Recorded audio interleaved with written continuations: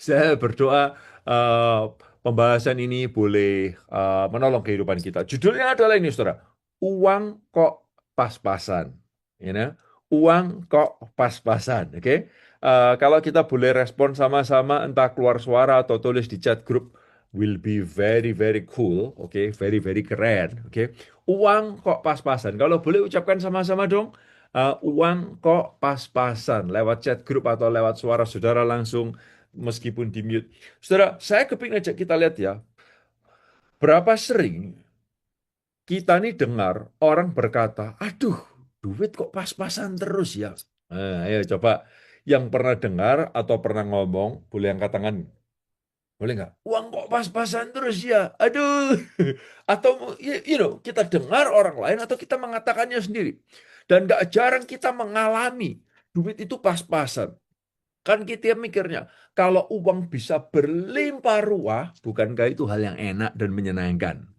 Ada slogan yang berkata, jadilah kaya sampai kalau kamu mau beli barang, di pikiranmu tidak terlintas sama sekali bahwa ini mahal. Oh, bukankah itu yang keren, saudara-saudara? Nah, kita semua pengenlah, kita kepingin duit itu bisa berlimpah ruah dalam kehidupan kita. Rekening nggak ada habis-habisnya, pokok ada terus. Tapi yang menariknya adalah gini, saudara. Firman Tuhan berkata, kita lihat sama-sama ya. Dalam Ibrani pasal yang ke-13, ayat yang kelima. Ibrani 13 ayat yang kelima. Kita akan baca ayat ini bersama-sama. Ibrani 13 ayat yang kelima. Kita baca sama-sama ya. Mari, saya bacakan buat Anda. Anda kalau bisa keluar suara di tempat saudara masing-masing baik. Janganlah kamu menjadi hamba uang dan kata-kata berikutnya ini keren. Cukupkanlah dirimu dengan apa yang ada padamu, karena Allah telah berfirman, sekali-kali aku tidak akan membiarkan engkau, sekali-kali aku tidak akan meninggalkan engkau. Jadi saudara perhatikan, ayat ini ya kita dengarnya males gitu ya. Ya masa cukup? Lah gimana? Seringkali aku nggak cukup.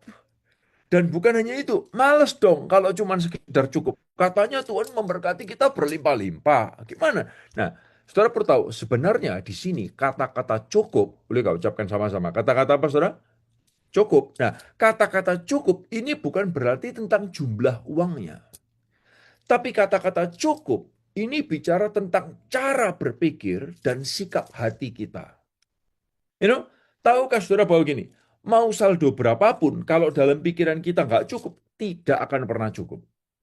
Mau saldo kita berapapun, kalau dalam pikiran kita ini pas-pasan, ya kita akan terus merasa demikian. Padahal kenyataannya beda. Nah, oleh karena itu saudara perlu tahu ya, saya ingin kasih saudara semua pengertian bahwa gini, Anda perlu punya iman bahwa Tuhan itu kalau mau mengerjakan pekerjaannya, itu selalu besar. Hebat, luar biasa. Tuhan kita adalah Tuhan yang besar, Tuhan yang dahsyat. Kalau Tuhan mau memberkati saudara secara keuangan dan membuat keuangan saudara itu berlimpah-limpah, terlalu gampang buat Tuhan. Terlalu gampang buat Tuhan. Oh, saudara perlu mengimani akan hal ini. Kalau Anda percaya bahwa Dia itu Tuhan yang besar, perbuatannya besar. Kalau ngomong perbuatannya besar, berarti kalau seandainya Tuhan mau memberkati saudara dan saya, sekarang ini juga, sekian juta dolar, sekian miliar dolar, right now, buat Tuhan itu terlalu gampang. Terlalu gampang. Nah, kita perlu mengimani ini, saudara. Tapi masalahnya adalah gini, saya menggambarkannya, Tuhan itu berkatnya dan perbuatannya itu gambarannya seperti laut yang besar. Laut yang besar. Bahkan dia lebih besar daripada itu. Tapi kita gambarkan seperti laut yang besar. Nah, saudara pernah nggak coba berdiri di tepi pantai yang ombaknya itu gede? Oke? Kalau saudara coba berdiri di tepi pantai, lalu ombaknya itu besar, kena ke saudara, ada berapa yang tahu? Ketika ombaknya itu kencang, saudara nggak bisa tahan, dan saudara akan oleng dan tumbang. Betul nggak sih? Nah, Anda sekarang bayangkan, berkat Tuhan secara keuangan, seandainya Tuhan limpahkan tanpa Tuhan tahan-tahan dalam kehidupan saudara, kita ini bisa oleng dan tumbang. Nangkap saudara? Oleh karena itu, sebetulnya ada baiknya Tuhan itu gak langsung melimpahkan biar kepada Anda semua. Kita kepinginnya gitu, tapi Tuhan tahu kita sanggup apa enggak. Nangkap saudara ya? Oleh karena itu kita perlu mensyukuri semua yang Tuhan titipkan kepada kita. Nah, nah sekarang kita lihat, bukan karena Tuhan nggak sanggup, Dia tuh sangat sanggup, tapi nggak jarang. Dengarkan ini baik-baik. Tuhan itu kalau memberkati, Dia sediakan yang pas. Boleh ucapkan sama-sama. Tuhan sediakan yang apa, saudara? Pas. Ya, ucapkan sama-sama yang pas. Oke? Nah, istilahnya gini, saudara. Pas butuh, pas ada. Enak nggak? Enak nggak? Lagi-lagi ya. Pas perlu, pas ada. Wih. Ini kalau ada dikasih banyak, nyimpennya kan bingung. Sorry ya. Ditaruh di bank, sekarang bank kadang nggak bisa dipercaya. Lu yang bingung. Tapi lebih enak gini.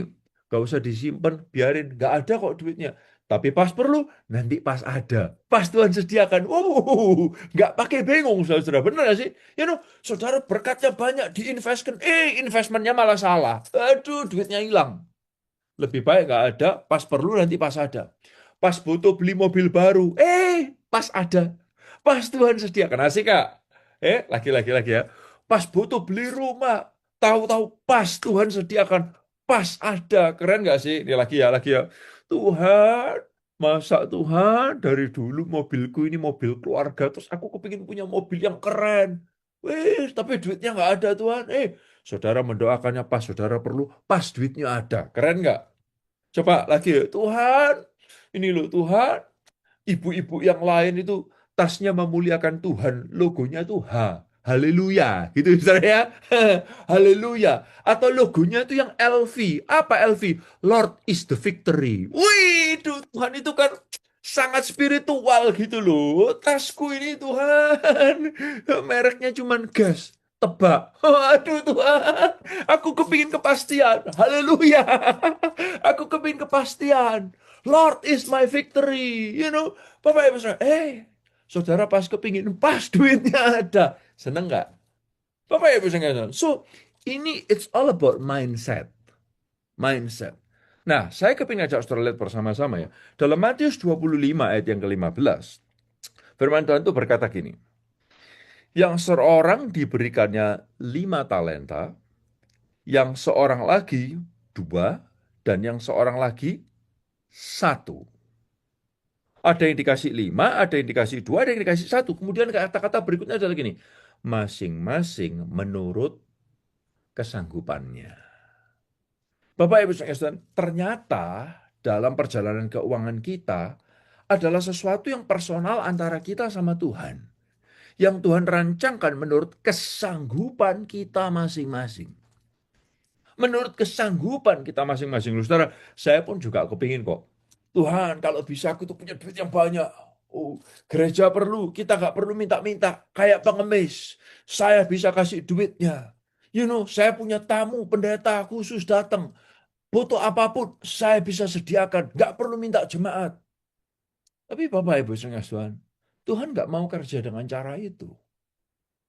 Tuhan mau kerja dengan cara yang lebih hebat daripada cara kita.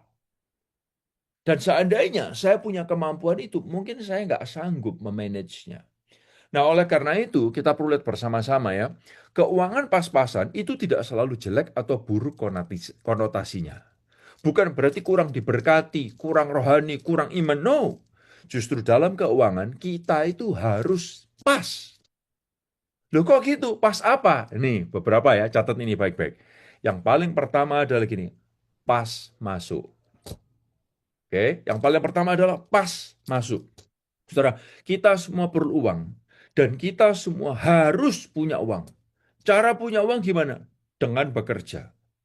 Maka kita dapat duit. Bukan hanya dengan doa saja. Tapi Tuhan juga ngajarkan kita berdoa dan bekerja. Mindset orang hari-hari ini kalau bisa nggak kerja tapi duit masuk terus. Kalau Anda bisa menata sistemnya dan membangunnya dengan baik, it's okay. Tapi tidak sedikit orang yang berpikir bahwa bekerja itu sesuatu yang berat. Bekerja itu beban. Bekerja itu kutuk. Sesuatu yang draggy. Atau bahkan sesuatu yang harus kita hindari. No, no, no, no. Kalau saudara lihat, bekerja itu bukan akibat dari dosa. Karena dulu Adam dosa, oh makanya disuruh kerja sama Tuhan. Enggak. Saudara lihat ya, Kejadian 2 ayat yang kelima. Kita lihat ayat ini bersama-sama. Oke, dikatakan Tuhan Allah mengambil manusia itu dan menempatkannya dalam Taman Eden untuk, perhatikan ini, mengusahakan dan memelihara taman itu. Mengusahakan dan memelihara taman itu. Ini kejadian diceritakan sebelum kejatuhan dalam dosa. Jadi kita ini memang didesain untuk bekerja. Nah, kalau saudara, kita ini diciptakan, salah satu fungsi kita adalah untuk bekerja. Saya itu punya istri yang gitu, saudara. Saya itu kepingin banget istri saya itu nggak perlu kerja. Istri saya bisa nemani saya kemanapun. Di rumah pun nggak usah repot. Duduk nemenin saya, rangkul saya. That's it. I feel love. You know? Kemanapun saya pergi, dia bisa nemenin saya. Tapi istri saya orangnya nggak bisa kayak gitu. Dia orang yang kepingin lakukan sesuatu. Lakukan sesuatu. Saya sampai saya. Can you stop doing things? Bapak Ibu saudara. Tapi ini, kita ini manusia didesain untuk ini. Do something. Mengusahakan dan memelihara. Nah, kalau manusia diam saja, nggak ngapa-ngapain, kita ini bahaya makin tumpul. Saudara-saudara dikasih Tuhan. Nah, oleh karena itu, apapun yang kita lakukan, jangan menganggap pekerjaan kita itu sebagai kutuk. Jangan menganggap sebagai pekerjaan pekerjaan kita sebagai sebuah keterpaksaan. Karena bekerja, kita perlu tahu ini ya, bekerja bukan beban, bekerja adalah kesempatan yang Tuhan beri untuk saya berkarya dan untuk hidup saya bermakna. Ini bekerja. Saya ulang sekali lagi, bekerja bukan beban, bekerja adalah kesempatan yang Tuhan beri untuk saya berkarya dan untuk hidup saya bermakna. So, Bapak Ibu Saudara Tuhan, saya berharap Anda semua cara berpikir kita berubah. Bekerja bukan beban, bekerja adalah kesempatan yang Tuhan beri untuk kita berkarya dan hidup bermakna. Saat berpikir kita berubah, sikap dan cara kita bekerja juga semakin baik dan efektif. Dan Tuhan tempatkan saudara dimanapun untuk bekerja, bekerjalah dengan baik. Di situ adalah kesempatan yang Tuhan berikan buat saudara untuk Anda berkarya dan untuk Anda hidup bermakna. Nah, ini tadi ya, yang pertama adalah hidup itu harus pas. Pas apa? Pas pemasukannya. Nah, yang kedua adalah pas disiplinnya. Pas disiplinnya. Apa maksudnya?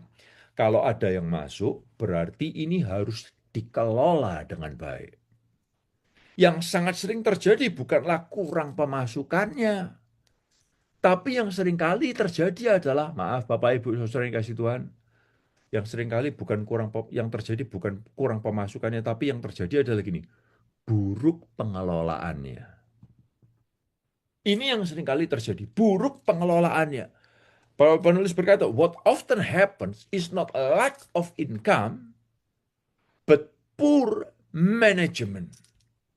Ini saudara, yang sering terjadi bukanlah duitnya kurang, bukan. Pengelolaannya yang nggak benar. Dan kita seringkali di gereja cuma diajarkan beriman, percaya Tuhan sanggup lakukan perkara besar. Loh, ya. Tapi gereja jarang mengajarkan tentang mengelola dengan baik. Orang seringkali merasa nggak cukup. Atau merasa uang ini udah pas-pasan. Seringkali bukan karena kurang jumlahnya, tapi karena buruk pengelolaannya. Nah, sebuah kutipan berkata, perhatikan kata-kata ini. If you cannot manage money, making more money won't help. Oke, kalau Anda tidak bisa mengelola uang, punya uang lebih banyak, itu nggak akan membantu. Nangkap ya, saudara? Oleh karena itu, sekali lagi, kita harus beriman. Tuhan bisa datangkan duit banyak buat kita. Terlalu bisa. Tapi kenapa dia nggak lakukan? Karena mungkin kita belum bisa mengelolanya. Nah, untuk bisa mengelola keuangan dengan baik, bijak, itu dibutuhkan disiplin. Ucapkan sama-sama, dibutuhkan apa, saudara? Disiplin. Lagi ya, lebih keras lagi ya. Dibutuhkan apa, saudara? Disiplin. Nah, punya uang itu perlu. kita harus punya uang dan kita harus bisa memakai dan menikmati uang kita. Nah, AOC pun kita tuh ngajarkan ya. Kalau di tempat saya ngajarkan gini, prinsip pengelolaan uang yang paling sederhana, simple kok. Saya berharap kita semua, termasuk teman-teman di BMC, rekan-rekan di BMC, saya bisa nolong Anda untuk melakukan ini. Bagaimana mendisiplin keuangan dengan baik. Oke, sekarang bagaimana cara mendisiplin keuangan dengan baik? Ada 5 hal dalam mengelola keuangan. Boleh nggak tangannya sama-sama dengan saya ngikutin saya seperti ini dong? Kayak gini, boleh ya? Ya. Bagaimana mengelola keuangan kita dengan baik? Yang paling pertama, boleh angkat jempolnya, yang paling pertama adalah ini. Yang paling pertama adalah Tuhan. Oke, yang pertama adalah Tuhan. Lalu yang kedua adalah, siap-siap, tangannya boleh gini sama-sama. Oke, yang kedua adalah tabungan jangka panjang. Oke, ya. Nah, setelah tabungan jangka panjang, jari yang berikutnya adalah ini, tabungan jangka pendek. Oke. Nah, yang berikutnya barulah kemudian nomor 4, kebutuhan. Oke. Baru yang kelima itu dan lain-lain. Ya. Oke ya, ulang ya bersama dengan saya. Yang pertama adalah apa? Tuhan. Nomor 2, tabungan jangka panjang. Nomor 3, tabungan jangka pendek. Baru keempat ini adalah kebutuhan. Yang kelima adalah dan lain-lain. Nah, saya bahas saudara-saudara ya. Saya bahas bersama ya. Perhatikan ini. Kenapa ini penting? Karena orang seringkali kebalik. Nomor 1 adalah kebutuhan. Oh nanti Tuhan nanti dulu. Aku perpuluhan nanti. Kebutuhanku banyak. Cicilanku banyak. Saudara dengarkan saya.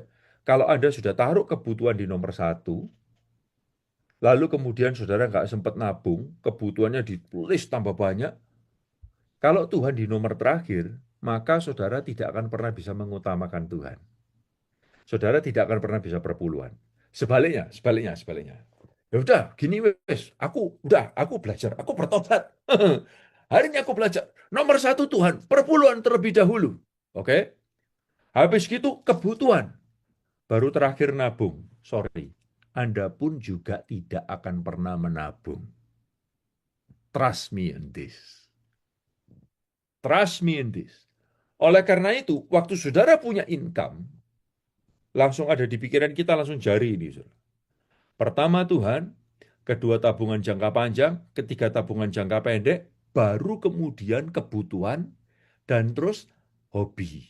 Lain-lain. Ini bisa termasuk hobi, keinginan. Nah, sekarang saudara udah ya, paham ya? Satu itu apa, saudara? Tuhan. Kedua, tabungan jangka panjang. Ketiga, tabungan jangka pendek. Keempat, kebutuhan. Kelima, baru lain-lain. Nah, sekarang saya kepingin saudara balik pertama. Nah, waktu saudara kasih buat Tuhan, jangan pikir gitu, oh, aku udah perpuluhan kok. Yang penting kan perpuluhan. Pasti ini bahasnya perpuluhan. Tunggu dulu, gak usah panik, gak usah sensi gitu loh. Karena gini, perpuluhan itu cuman salah satu dari banyak bentuk memberi kepada Tuhan. Perpuluhan itu cuman salah satu dari bentuk memberi kepada Tuhan. Loh, emangnya ada apa lagi? Tunggu dulu. Selain ada perpuluhan, ada yang disebut dengan persembahan khusus. Di luar perpuluhan, saudara. Ada yang lagi yang disebut dengan buah sulung. Ada yang lagi yang disebut dengan janji iman. Nah, saudara oleh karena itu, dalam season kehidupan saudara, saudara ini perlu lihat. Waktu saudara akan melihat ke depan, oke, saudara nata ya, saya nggak maksa saudara kok. Dari kemarin saya juga udah ditanyain, apakah itu boleh, nggak boleh, boleh, nggak boleh, harus, nggak harus. Saudara, saya mau jawab Anda hari ini. Perpuluhan itu harus nggak? Buah sulung itu harus nggak? Persembahan khusus harus nggak? Janji iman nggak? Harus nggak? Terjadilah menurut iman saudara.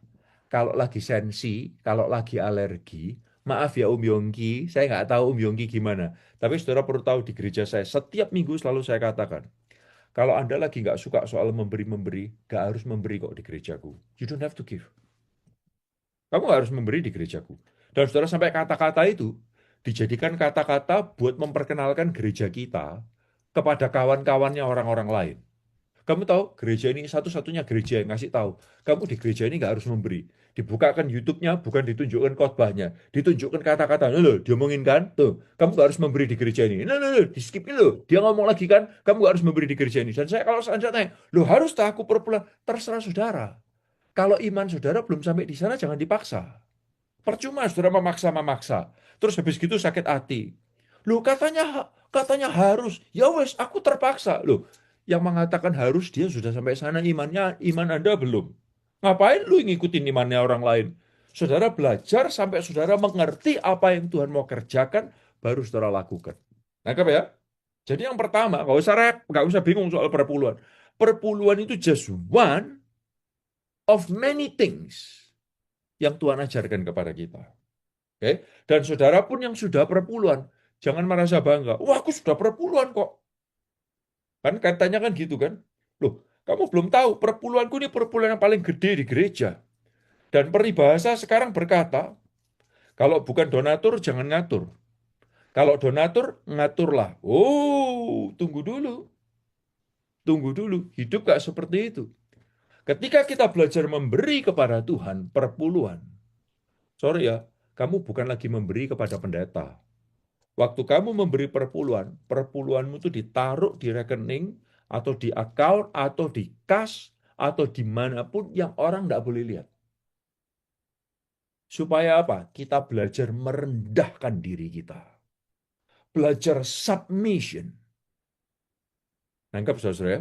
Jadi ingat, Tuhan, tabungan jangka panjang, tabungan jangka pendek, kebutuhan, baru yang lain-lain. Nah, dengan demikian, saudara, dengarkan saya baik-baik. Seringkali kadang orang dibalik kan. Hobi nomor satu, kebutuhan nomor dua. Tabungan jangka panjang udah empot-empotan. Tuhan lagi, bye-bye Tuhan. See you next month ya. Tuhan, bulan ini nggak bisa dulu. Tuhan, bulan depan nggak bisa lagi. Why? You flip it down. Yang diutamakan hobi. Yang kedua, diutamakan kebutuhan. Nabung kadang seringkali kita nggak sempat. Nah, oleh karena itu saya nggak suka jadi gereja yang mengajarkan cuma hanya giving, giving, giving, giving, giving, giving, tanpa ngajarin saving. That's very wrong. Oke? Anda harus ngerti memberi, Anda harus ngerti menabung. Oke? Nah, oleh karena itu ini yang kita pelajarin bersama-sama ya. Saya berharap saya punya waktu yang cukup. Jadi harus pas. Pas apa? Pas pemasukannya. Lalu kemudian yang kedua, pas disiplinnya. Dan yang ketiga adalah gini, saudara. Pas memberi. Hidup ini akan sangat selfish dan egois. Kalau kita hanya mendapat, lalu hanya mengelola.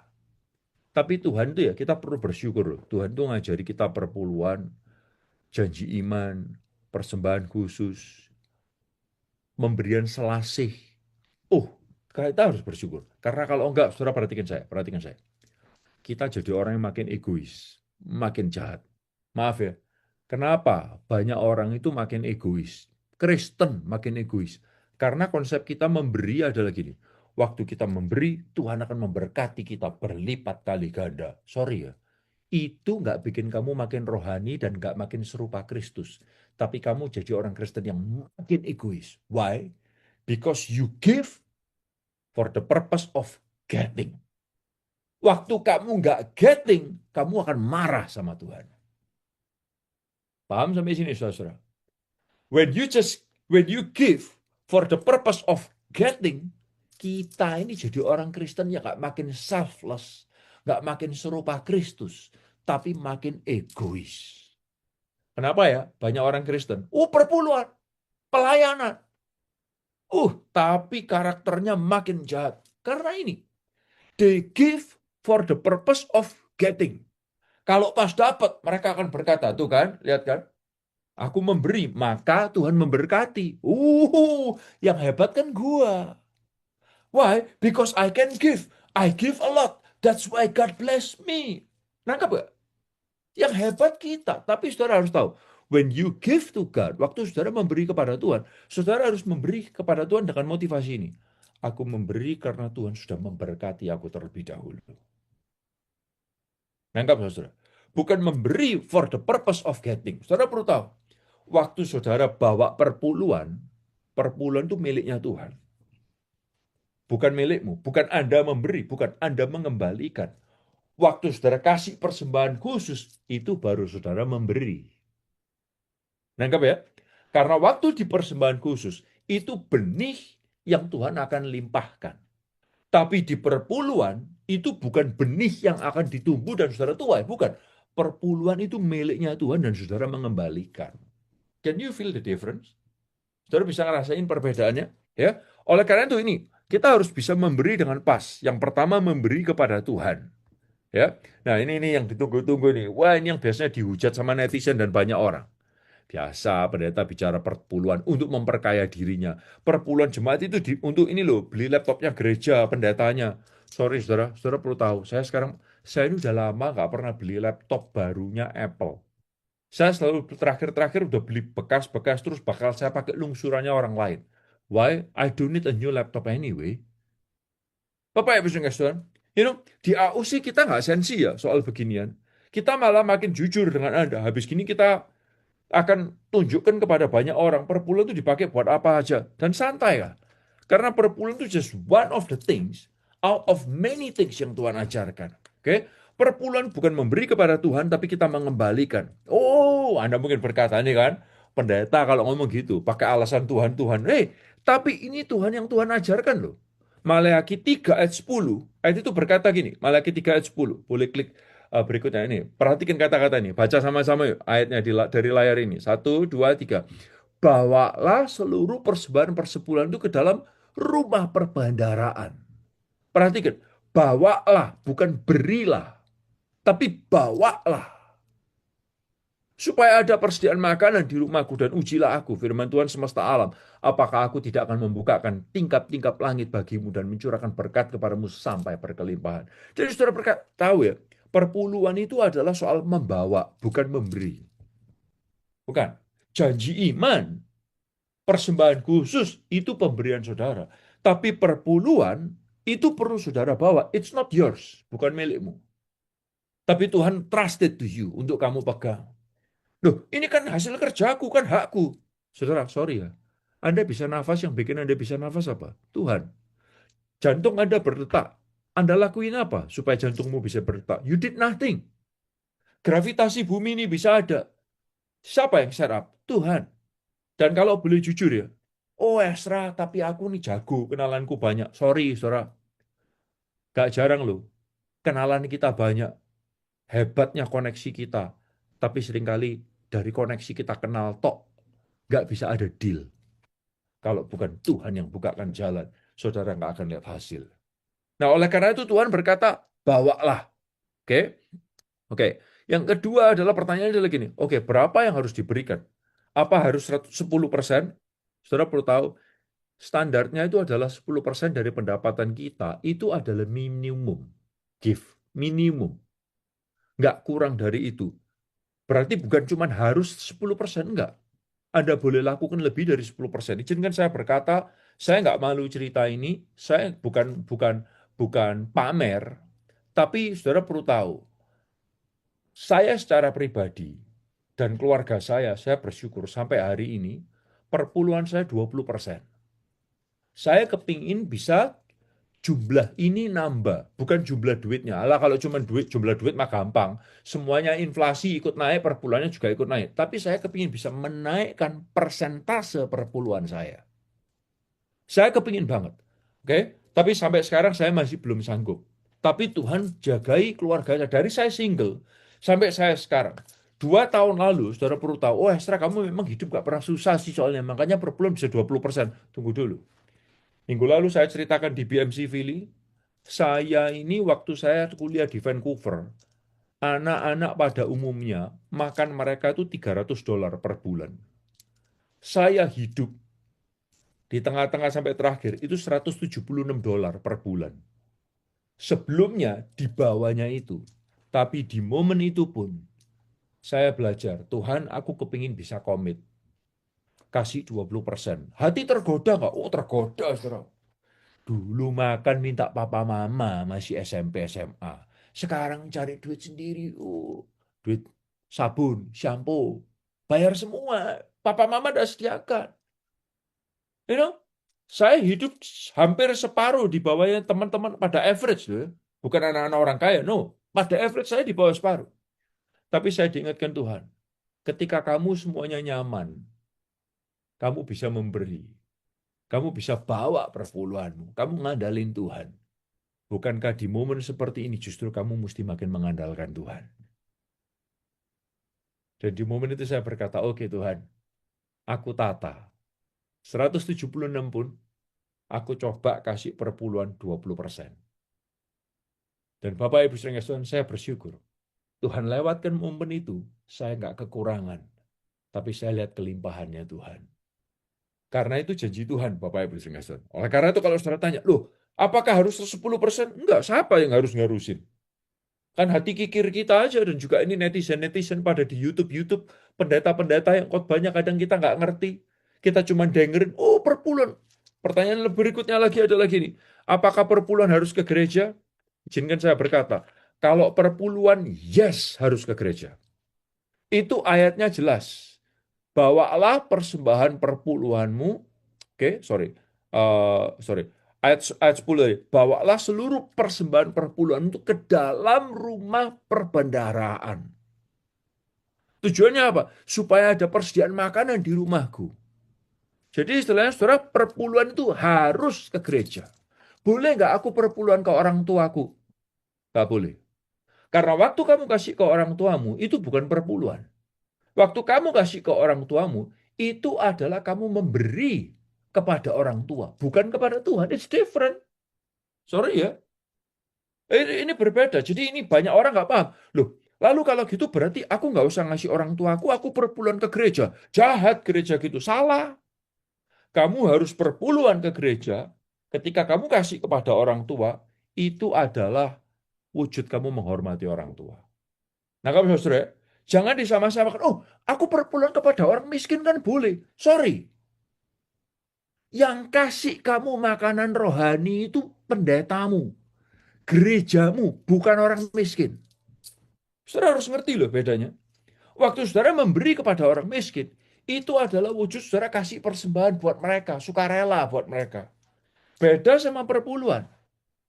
Banyak orang nggak paham soal hal ini. Hanya karena seseorang viral di sosmed, bukan berarti Anda harus percaya sama dia. Don't worry about it. Karena saya ini bukan orang yang kepingin viral, dan saya tidak peduli orang viral. I don't care. Orang viral belum tentu benar. Loh katanya sih itu. Itu yang nonton banyak di YouTube. I don't care. Karena dia bukan gembala, kamu nggak perlu dengarkan dia. Bahkan di khotbah ini pun, maaf ya, kalau ada pengajaran saya yang nggak sesuai dengan gembala saudara, jangan dengarkan saya, dengarkan gembala saudara. Tapi if you ask me, apakah perpuluhan harus ke gereja lokal? Jawaban saya, yes. Ayatnya jelas. Lalu pertanyaan adalah gini, oke, lalu kemudian perpuluhanku itu dibuat apa? Oke, saudara perlu tahu, perpuluhan saudara itu dibuat untuk bayar listriknya gereja, airnya gereja, sewanya gereja, ngatur staf di gereja. Saudara perlu tahu, khotbah yang bisa disampaikan, musik yang bisa dimainkan, lagu yang bisa Anda dengarkan, itu semua terjadi karena your giving. Makanya ayat itu berkata, bawalah persembahan, seluruh persembahan persepuluhanmu ke dalam rumahku, supaya ada persediaan di sana. Lengkap, saudara ya? Oke. Nah, Bapak Ibu sekalian, oleh karena itu kita harus berhati-hati. Karena nyatanya banyak orang yang menyalahgunakan. Ada nggak hamba Tuhan yang menyalahgunakan? Ada. Saya nggak perlu naif, dan saudara jangan naif. Ada pendeta-pendeta yang menyalahgunakan keuangan. Ada pelayan Tuhan yang menyalahgunakan keuangan. Loh, lalu gimana? Makanya aku nggak mau perpuluhan. Tunggu dulu. Jangan karena orang lain salah, maka kamu ikut salah. Kalau mereka berdosa di hadapan Tuhan, itu urusan mereka. Tapi jangan karena mereka berdosa di hadapan Tuhan, kamu ikut berdosa. Saudara pernah tahu ya, waktu saya di Kanada, gereja yang saya terlibat di dalam itu gereja gede. Sekali kebaktian 2.000 orang. Waktu itu sampai 5 kali, 6 kali kebaktian. Saya terlibat pelayanan di sana tidak dibayar.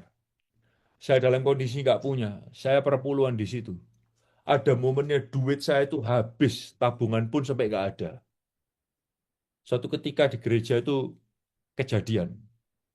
Salah satu pendetanya ketangkep polisi di Borgol, dijemput mobil polisi di depan gereja, masuk first page di korannya gereja paling depan, the biggest koran di provinsi itu.